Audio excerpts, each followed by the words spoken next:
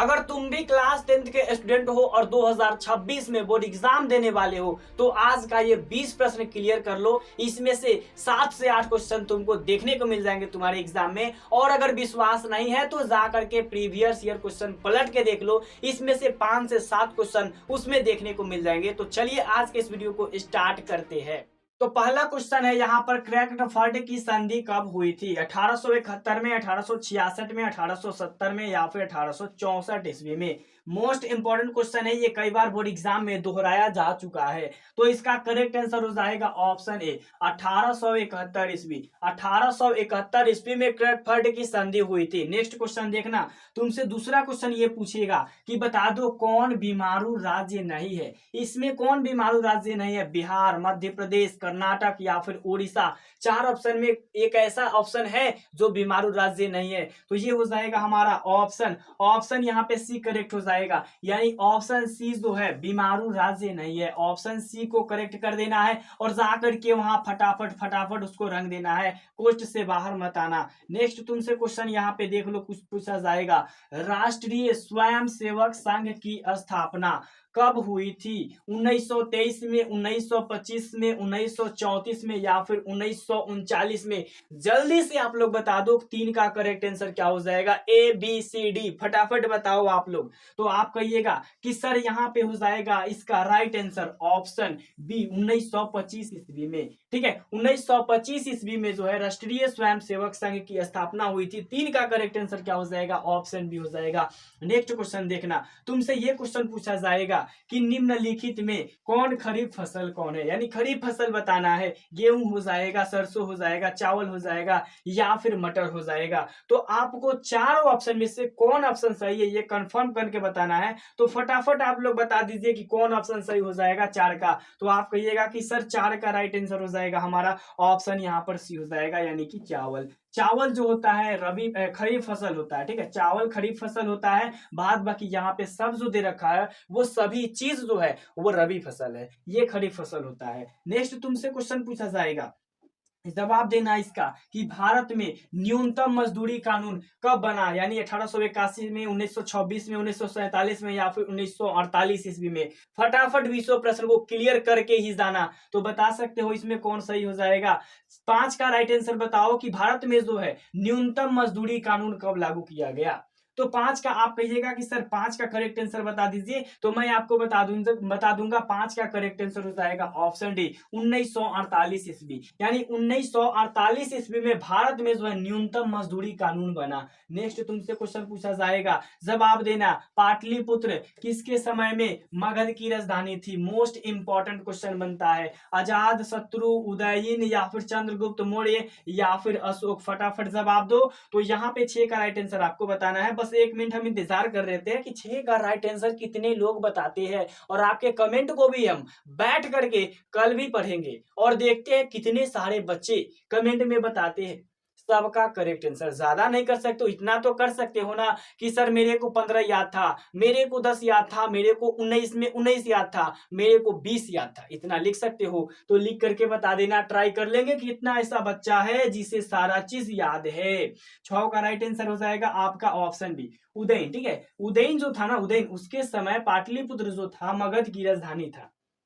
तो 6 का right answer क्या हो जाएगा? ऑप्शन बी आपको याद कर लेना है। यहाँ पे आपसे अगला क्वेश्चन क्या पूछा जाएगा कि औद्योगिक क्रांति की शुरुआत कहाँ से हुई थी?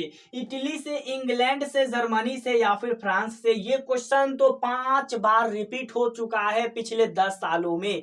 ये क्वेश्चन को कंप्लीट करके ही जाना। बता सकते हो 7 का करेक्ट आंसर क्या हो जाएगा?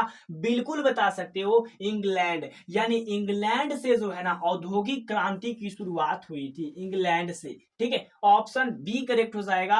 बी जहां पे लिखा हुआ रहेगा वहां जाकर के फटाफट इस तरह से आपको क्या कर देना है? घेरा लगा देना है। नेक्स्ट तुमसे ये क्वेश्चन पूछेगा कि बताओ रक्त एवं लौह की नीति का अवलंबन किसने किया था? ये क्वेश्चन सभी को याद होगा, और अगर ये याद नहीं है तो मान लो कि तुम सोशल साइंस पढ़ते नहीं हो, अगर ये क्वेश्चन याद नहीं है तो। क्योंकि ये फर्स्ट चैप्टर का है, most important question. Mazzini, Hitler, Bismarck या फिर विलियम?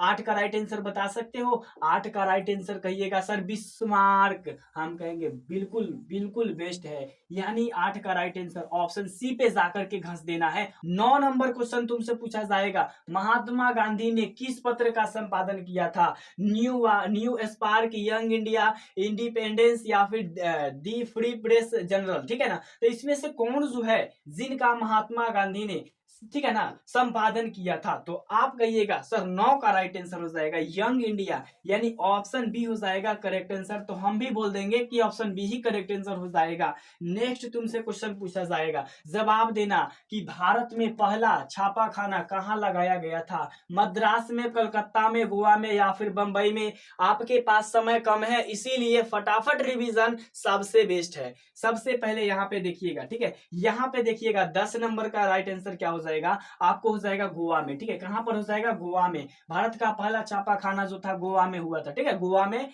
लगाया गया था, ठीक है। नेक्स्ट तुमसे क्वेश्चन पूछा जाएगा, जवाब देना पर्यावरण संरक्षण हेतु पहला सम्मेलन कहां हुआ था? न्यूयॉर्क में, जेनेवा में, स्टॉकहोम में या फिर बुडापेस्ट में? जवाब देना राइट आंसर क्या हो जाएगा? आपको बताना है 11 का राइट आंसर। आप कहिएगा सर क्या हो जाएगा? पर्यावरण संरक्षण के लिए सबसे पहला सम्मेलन कहाँ पे लगाया गया था? स्टॉकहोम में, ठीक है, स्टॉकहोम में। 11 का राइट आंसर ऑप्शन सी हो जाएगा, ठीक है। ऑप्शन सी पे मारना ही है जा करके, ये मत कर देना कि दूसरा चीज हो जाएगा। आपसे अगला क्वेश्चन पूछा जाएगा, निम्नलिखित में से किस प्रांत में सीढ़ीदार खेती की जाती है? कौन ऐसा प्रांत है? हरियाणा, पंजाब, उत्तरांचल या फिर उत्तर प्रदेश? कौन ऐसा राज्य है जहां पे सीढ़ीदार खेती की जाती है? याद करके रख लो, 12 का राइट आंसर तुम्हारा हो जाएगा उत्तरांचल, ठीक है, उत्तरांचल में है, ठीक है, उत्तरांचल में। ऑप्शन सी करेक्ट हो जाएगा। 3 बार आंसर बोल रहा हूं और आपको वहां जा करके सही लिख करके आना है,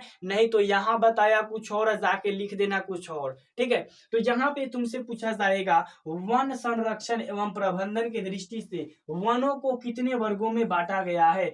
3 या फिर 4 या फिर 5 या फिर 6 बता सकते हो?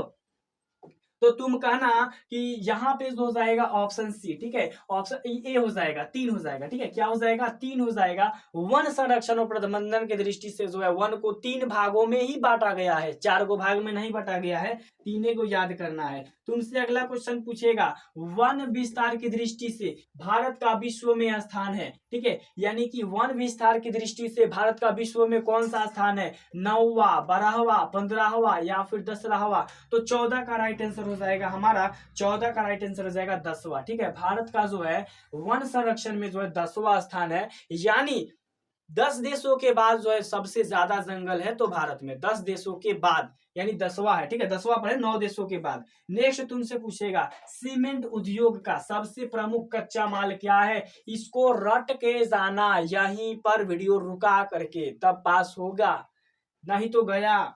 तुमसे क्या क्वेश्चन पूछा गया? अभी पूछा गया कि सीमेंट उद्योग का सबसे कच्चा क्या होता है? चूना, पत्थर, बॉक्साइट, ग्रेफाइट या फिर लोहा? आपको क्या कर देना है, ठीक से इसका आंसर देख के ऑप्शन ए पे टिक कर देना है, चूना पत्थर। 15 का राइट आंसर ऑप्शन ए हो जाएगा।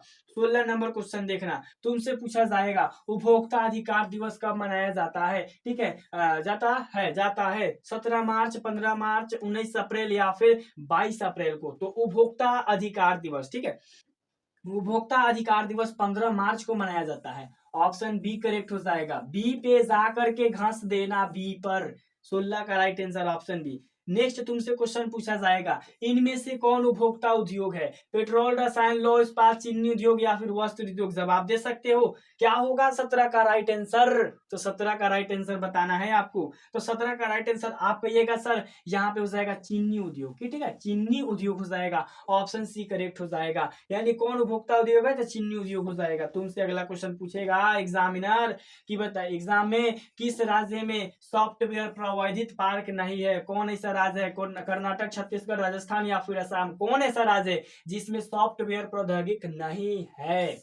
तो यहाँ पे 18 का राइट आंसर क्या होगा? जवाब दे सकते हो तो दो, नहीं दे सकते हो तो जा करके चुपचाप ऑप्शन बी को याद कर लेना, छत्तीसगढ़ एक ऐसा राज्य है जहाँ पे सॉफ्टवेयर प्रौद्योगिकी की पार्क जो है नहीं है। नेक्स्ट तुमसे पूछेगा, जवाब देना, हिंद चीन में कोलोन किन्हें कहा जाता है? विद्यार्थी के, फ्रांसीसी को, सैनिक को या फिर चीनियों को? 29 का राइट आंसर बता सकते हो? देखिए जो हिंद चीन में बसे जाते हैं, जो हिंद चीन में रहते हैं, सैनिक हो कोई भी हो, सैनिक हो मतलब कि, या फिर यहाँ पे अगर बात करें कि वहाँ के बसने वाले हो, तो हिंद चीन में बसने वालों को कोलोन कहा जाता है। क्या कहा जाता है? कोलोन कहा जाता है, कोलोन कहा जाता है। ऑप्शन क्या होगा करेक्ट आपको बताना है। नेक्स्ट यहाँ पे देखना, अगला तुमसे क्वेश्चन लास्ट पूछेगा कि मानचित्र पर सर्वोच्च रेखाओं की किस रंग से प्रदर्शित किया जाता है।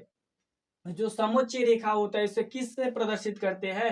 तो इससे जो है ना बादामी से, ठीक है, बादामी से, ठीक है, बादामी हो जाएगा। ऑप्शन सी करेक्ट हो जाएगा। अगर तुमने ये 20 प्रश्न अच्छे ढंग से क्लियर कर लिया तो एग्जाम में जा करके लिख देगा अच्छे ढंग से, और एग्जाम से निकलते वक्त क्या कहेगा? I M A Pushpa Raj. तो आपको जा करके ये सारा क्वेश्चन याद कर लेना है, तब तुम भी कहेगा हम भी झुकेंगे नहीं। मिलते हैं नेक्स्ट वीडियो में, तब तक के लिए जय हिंद जय भारत।